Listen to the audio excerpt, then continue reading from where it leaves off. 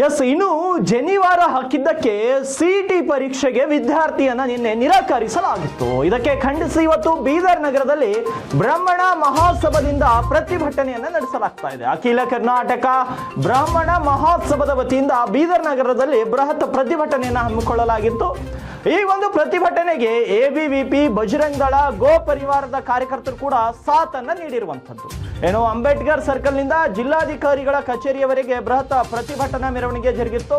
ಏನು, ರಾಜ್ಯ ಸರ್ಕಾರ ಪರೀಕ್ಷಾ ಸಿಬ್ಬಂದಿಗಳ ವಿರುದ್ಧ ಪ್ರತಿಭಟನಾಕಾರರು ತಮ್ಮ ಆಕ್ರೋಶವನ್ನು ಹೊರಹಾಕಿದ್ದಾರೆ.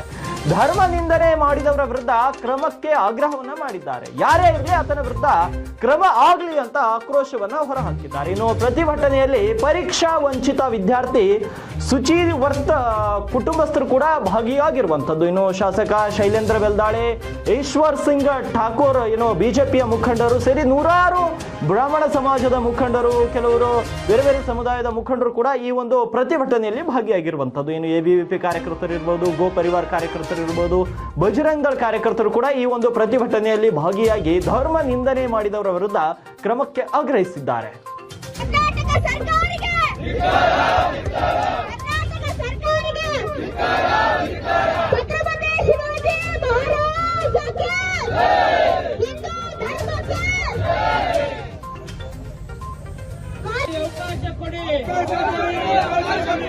ಅನ್ಯಾಯವನ್ನು ಸರಿಪಡಿಸಿ